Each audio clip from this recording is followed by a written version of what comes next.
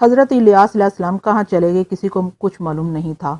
عقیہ خوش ہو رہا تھا کہ اس کے مذہب کا سب سے بڑا مخالف چلا گیا اور شاید اب وہ کبھی لوٹ کر نہ آئے، لیکن ایزابل خوفزدہ ہو گئی تھی۔ اسے رہ رہ کر حضرت الیاس علیہ السلام کی دھمکی یاد آتی رہی۔ اگر وہ سچا ثابت ہو گیا تو کیا ہوگا؟ پورے ملک میں قحط نازل ہو جائے گا۔ اسرائیلی عوام بھی سہمے ہوئے تھے، اس لیے ضروری تھا کہ بال دیوتا کو خوش کیا جائے، اسے دعا کی جائے کہ وہ حضرت الیاس علیہ السلام کی دھمکی کا اثر زائل کر دے۔ شاہی فرمان جاری کر دیا گیا کہ تمام لوگ مندر میں جمع ہوں اور روایتی رسموں کے ذریعے دیوتا کو خوش کیا جائے۔ مندر کی ساری جگہ کو بڑی بڑی مشلوں سے روشن کر دیا گیا تھا۔ کچھ مشلیں مندر کے برہنہ تن ملازموں نے ہاتھوں میں پکڑ کر اوپر اٹھا رکھی تھیں۔ مذبح خانے میں آگ دہک رہی تھی، جس سے نکلنے والے شعلے اس روشنی کو مزید بڑھاوا دے رہے تھے۔ لوگ آنا شروع ہو گئے اور مندر کے گرد پھیلا ہوا باغ مردوں، عورتوں، نوجوانوں اور نوجوان لڑکیوں سے کھچا کھچ بھر گیا۔ دیوتا کو خوش کرنے کے لیے رقص کا دور شروع ہوا۔ رقص کیا تھا؟ بے حیائی اور بے حجابی کا تماشا تھا، جس سے بال سے زیادہ مرد تماشائی خوش ہو رہے تھے۔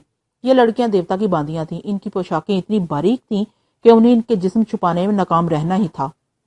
ان باندیوں کا دھیرے دھیرے قدم اٹھانا نہایت جدا زیب اور ہوشربا تھا۔ یہ رقص تھما تو بال کے پروہت اپنے چہرے پر رنگ روغن لگائے اور پیشانی پر سورج کا نشان بنائے میدان میں نکل آئے۔ انہوں نے مذہبی رسوم کے مطابق پوجا پاٹ کا رسمی ناچ شروع کیا۔ پہلے تو وہ آہستہ آہستہ انداز میں قدم اٹھاتے رہے، پھر موسیقی تیز ہوتی گئی۔ اسی رفتار سے ان کا ناچ بھی تیز ہو گیا۔ اب وہ اس طرح گھوم رہے تھے جیسے زمین پر لٹو گھومتا ہے۔ تیز خوشبوؤں نے دماغوں کو معطر کرنا شروع کر دیا۔ مذبح کی آگ اچانک بھڑک اٹھی۔ رقص کرنے والے دیوانوں کی طرح رقص کر رہے تھے۔ بڑکتی ہوئی آگ کے گرد ان کا ناچ نہایت خوفناک منظر پیش کر رہا تھا۔ اب وہ منظر پیش ہونے والا تھا جس کے لیے یہ محفل سجائی گئی تھی۔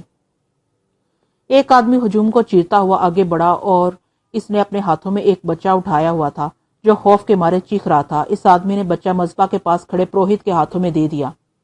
موسیقی کی آواز یکلخت عروج پر پہنچ گئی۔ بچے کی آہ و بکا اس شور میں ڈوب گئی۔ پروہت کا ہاتھ اوپر اٹھا اور بچہ آگ کے شعلوں میں کہیں گم ہو گیا۔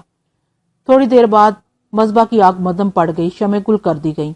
قربانی چڑھائی جا چکی تھی۔ قوم کو اطمینان ہو گیا تھا کہ بال دیوتا نے نذرانہ قبول کر لیا۔ اب الیاس علیہ السلام نبی کی بددعا پوری نہیں ہوگی۔ حضرت الیاس علیہ السلام قریت نالے میں روپوش تھے۔ صبح شام روٹی اور گوشت بھی مل رہا تھا، لیکن نالے میں پانی کم ہوتا جا رہا تھا۔ آسمان بادلوں سے خالی تھا۔ بارش کا موسم کب کا گزر چکا تھا۔ دریا خشک ہو گئے تھے۔ دریا کا پانی اس نالے میں آنا کم ہو گیا اور پھر یہ نالا بالکل ہی خشک ہو گیا۔ اب آپ کا وہاں رہنا محال تھا۔ بشرا کمزوری نے طرح طرح کے وسوسے دل میں ڈالنے شروع کر دیے۔ اپنی موت سامنے نظر آ رہی تھی۔ پورا ملک قحط کا شکار تھا۔ جاتے تو کدھر جاتے؟ صرف ایک ذات تھی جس سے ہدایت کی امید تھی۔ بلاہر اسی ذات نے ہدایت کا چراغ روشن کیا۔ خداوند کا کلام ان پر نازل ہوا، اٹھ اور سیدا کی طرف جا، وہاں ایک جگہ سارپت ہے، وہاں قیام کر، اور دیکھ میں نے ایک بیوہ کو وہاں حکم دیا ہے کہ تیری پرورش کرے۔ آپ علیہ السلام نے وہ زمین اسی وقت چھوڑ دی اور ساحلی شہر سیدا کی جانب روانہ ہو گئے۔ جہاں سے گزر رہے تھے خشک سالی کا منظر صاف نظر آ رہا تھا۔ پیڑوں کے پتے جھڑ گئے تھے، پتھریلے ٹیلے مزید اداس نظر آنے لگے تھے۔ آپ علیہ السلام کی رفتار میں مزید تیزی آتی گئی۔ آپ علیہ السلام جلد از جلد سیدا تک پہنچنا چاہتے تھے۔ شہر کا دروازہ سامنے تھا، لیکن شہر میں داخل ہونے سے پہلے آپ علیہ السلام چاہتے تھے کہ کچھ دیر آرام کر لیا جائے۔ آپ علیہ السلام نے ایک پتھر کو تکیہ بنایا اور چادر بچھا کر زمین پر لیٹ گئے۔ اسی وقت ایک عورت کو آتے ہوئے دیکھا، زمین سے کچھ اٹھاتی آ رہی ہے۔ قریب آئی تو اس کے ہاتھ میں چند لکڑیاں تھیں جو وہ زمین سے اٹھا لائی تھی۔ آپ علیہ السلام نے اسے پکارا تو وہ آپ علیہ السلام کے قریب چلی آئی۔ اے مرد خدا، تو کون ہے؟ کہاں سے آیا ہے؟ مجھے کیوں بلاتا ہے؟ بس مجھے ایک پردیسی سمجھ لے، تیرے شہر میں آیا ہوں، تیری میزبانی سے لطف اندوز ہو سکوں۔ کیا تو ایسا کرے گی کہ تھوڑا سا پانی اور ایک روٹی اپنے چولہے پر پکا کر میرے لیے لائے؟ تو جہاں سے آیا ہے کیا وہاں بارش ہو رہی تھی؟ سارے ملک کا حال تجھے معلوم ہے، پھر بھی تو مجھ غریب سے روٹی مانگتا ہے۔ میرے گھر میں صرف ایک یا پھر 2 روٹیوں کا آٹا رہ گیا ہے، کپی میں تھوڑا سا تیل پڑا ہوا ہے، جنگل سے لکڑیاں چن کر لے جا رہی ہوں۔ میرا ایک بیٹا ہے، گھر جا کر اس کے لیے روٹی پکاؤں گی، اسے کھلا دوں گی، پھر اس کے بعد ہمارے لیے موت ہی موت ہے، کیونکہ ایک چٹکی آٹا بھی باقی نہیں بچے گا۔ سب کو اپنی اپنی پڑی ہے، کون مجھے آٹا دے گا؟ کیا تجھے میری بھوک پر رحم نہیں آتا؟ ہو سکتا ہے تیری بھوک میرے بیٹے کی بھوک سے زیادہ ہو، مگر اس کے لیے تجھے میرے گھر چلنا ہوگا، کیونکہ میں اگر تیرے لیے روٹی لے کر آئی تو راستے میں ہی چھین لی جائے گی۔ آپ علیہ السلام نے اپنی چادر اٹھائی اور اس عورت کے ساتھ ہو لیے۔ وہ عورت راستے میں بھی خشک سالی کی باتیں کرتی جا رہی تھی۔ 1 سال ہو گیا، بارش کا ایک قطرہ زمین پر نہیں آیا۔ اناج کی سخت قلت ہے، جو پیسے والے ہیں وہ کہیں نہ کہیں سے انتظام کر لیتے ہیں، وہ بھی کب تک کریں گے، ایک دن سب مر جائیں گے۔ سنا ہے الیاس نامی ایک نبی کی بددعا سے یہ سب ہو رہا ہے۔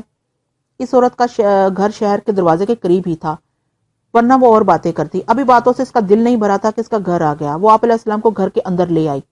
آپ علیہ السلام بالاخانے پر جا کر بیٹھے، میں آپ کے لیے روٹی ڈالتی ہوں۔ وہ عورت ایک روٹی اور ایک گلاس پانی لے کر آ گئی۔ آپ علیہ السلام روٹی کو پانی میں بھگو کر کھانے لگے۔ جا اور اب اپنے بیٹے کے لیے روٹی ڈال۔ اب آٹا کہاں جو اپنے بیٹے کے لیے روٹی ڈالوں؟ تو جا کر دیکھ تو صحیح، مٹکے میں آٹا بھی ہوگا، کپی میں تیل بھی ہوگا، تیرے گھر کے گھڑوں میں پانی بھی خوب ہوگا۔ کمال کی بات ہے، گھر تیرا ہے یا میرا؟ میں بھی دیکھ کر آئی ہوں، ایک چٹکی آٹا نہیں ہے۔ میں تجھ سے جیسا کہتا ہوں ویسا کر، کیونکہ خداوند اسرائیل کا خدا یوں کہتا ہے کہ اس دن تک جب تک خداوند زمین پر بارش نہ کر دے، نہ تو آٹے کا مٹکا خالی ہوگا، نہ تیل کی کپی میں کمی ہوگی۔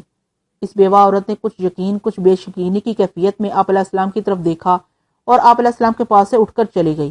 اس نے آٹے کے برتن میں ہاتھ ڈالا تو برتن آٹے سے لبالب بھرا ہوا تھا۔ اس نے جلدی سے برتن ڈھانپ دیا کہ کہیں کسی کی نظر نہ پڑ جائے، اگر کسی کو معلوم ہو گیا کہ میرے گھر میں اتنا آٹا ہے تو لوگ لوٹ مار کر لے جائیں گے۔ پھر اس نے تیل کی کپی دیکھی، ابھی دے کر گئی تھی، ایک قطرہ بھی نہیں تھا، اب کپی بھری ہوئی تھی، پانی کا مٹکا بھی بھرا ہوا تھا، اب اس کے سوا اس کے پاس کوئی راستہ نہیں تھا۔ وہ حیران ہوتی رہے۔ اسے اس آدمی سے خوف آنے لگا جو اس وقت اس کے بالاخانے پر بیٹھا ہوا تھا۔ یہ شخص کون ہے؟ جادوگر تو لگتا نہیں، ضرور کوئی مرد نیک ہے، خدا جس کی دعا سنتا ہے۔ وہ کچھ دیر یوں ہی خوف و خوشی کے عالم میں گمسم بیٹھی رہی، پھر تھوڑا سا آٹا نکال کر اپنے لیے اور بیٹے کے لیے روٹی پکائی اور بالاخانے پر پہنچ گیا تاکہ اجنبی کا شکریہ ادا کرے۔ آپ نے جیسا کہا تھا ویسا ہی ہوا ہے۔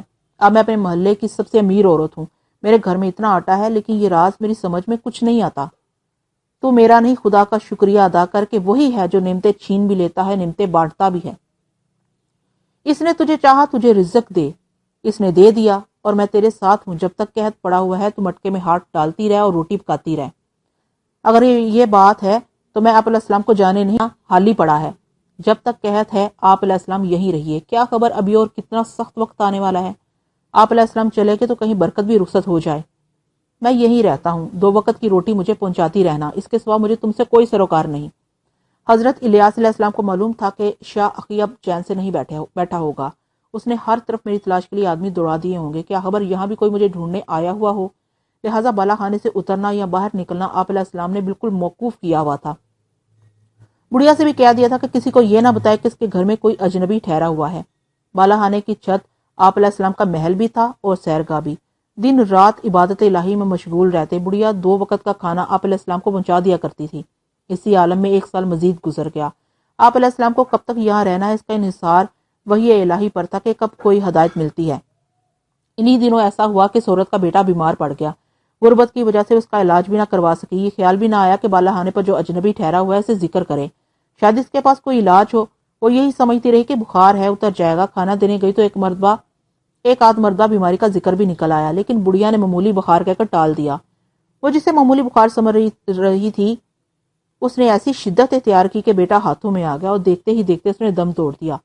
بڑھیا کا وہی ایک سہارا تھا۔ اسے مرتے ہوئے دیکھا تو ایسی آہوزاری کی کہ حضرت الیاس علیہ السلام بالا خانے سے نیچے اتر آئے اور حیریت دریافت کرنے لگے۔ بڑھیا غمزدہ تو تھی، اس نے اپنا سارا غصہ آپ علیہ السلام پر نکال دیا۔ چل ہٹ یہاں سے، بڑا آیا حیریت دریافت کرنے والا، دیکھتا نہیں میرے بڑھاپے کا سہارا مجھ سے چھین گیا۔ تو اچھا آیا کہ میرے بیٹے کو ہی مار ڈالا۔ کیا تو اس لیے آیا تھا کہ چند مٹھی آٹے کے عوض میرے بیٹے کو مار ڈالے؟ یہ سب تیری وجہ سے ہوا ہے۔ وہ عورت زاروں کی طرح رو رہی تھی۔ اگر یہ میری وجہ سے مرا ہے تو میں ہی اسے اللہ کے حکم سے زندہ کروں گا۔ بھلا مردے بھی کبھی زندہ ہوئے ہیں؟ پھر بھی تم دیکھ لو۔ حضرت الیاس علیہ السلام آگے بڑھے، اس کے بیٹے کو ٹٹول کر دیکھنے لگے۔ وہ واقعی مر چکا تھا۔ آپ علیہ السلام نے اسے گود میں اٹھایا اور بالا خانے پر لے آئے، اپنے پلنگ پر اسے لٹا دیا، خود اللہ سے فریاد کرنے لگے، اے خداوند میرے خدا، اس بیوہ عورت نے میرا بڑا ساتھ دیا ہے۔ جب سب دشمن تھے یہ میری دوست تھی، جب میں بھوک سے مر رہا تھا اس نے مجھے کھانا کھلایا اور زندہ رکھا، اس کا صلہ سے یہ ملا کہ اس کا بیٹا مر گیا۔ اے خداوند میں تجھ سے التجا کرتا ہوں کہ اس لڑکے کی جان اس میں پھر آ جائے۔ آپ علیہ السلام نے خود کو اس مردہ لڑکے پر گرا دیا اور یہی الفاظ 3 مرتبہ دہرائے۔ خدا نے اس فریاد کو سن لیا اور لڑکا اس طرح اٹھ کر بیٹھ گیا جیسے مرا ہی نہیں تھا۔ میں اوپر کیسے آ گیا؟ میں نے تو تیرے ہوتے ہوئے کبھی بالا خانے پر قدم رکھا ہی نہیں۔ بہار کی شدت تجھے اوپر لے آئی تھی، اب تو بالکل ٹھیک ہے، نیچے جا اور جا کر اپنی ماں کا جی خوش کر۔ وہ لڑکا اٹھا اور اپنے پیروں سے چلتا ہوا نیچے چلا گیا۔ حضرت الیاس علیہ السلام بھی اس کے پیچھے تھے۔ اس عورت نے جو دیکھا کہ اس کا مردہ لڑکا زندہ ہو کر اپنے پیروں سے چلا آتا ہے تو حضرت الیاس علیہ السلام کے قدموں میں گر گئی۔ اب میں جان گئی کہ تو مرد خدا ہے، وہ خداوند کا کلام اور خداوند کا جو کلام تیرے منہ میں ہے وہ حق ہے۔ بس یہی سمجھ، صاف کیوں نہیں کہتا ہے کہ تو ہی الیاس نبی ہے؟ اس کے بارے میں سنا ہے کہ وہ خدا سے باتیں کرتا ہے اور خدا اس کی سنتا ہے۔ دیکھ، میں تجھ سے پھر کہتا ہوں، یہ راز کسی کو بتانا مت۔ میں خدا کے حکم سے تیرے پاس ٹھہرا ہوں اور جب تک وہ چاہے گا یہاں رہتا رہوں گا۔ مجھے کیا پڑی ہے میں کسی کو بتاؤں اور آپ علیہ السلام کی جان خطرے میں ڈالوں؟ حضرت الیاس علیہ السلام اس بیوہ عورت کے گھر میں روپوشی کے دن گزار رہے تھے۔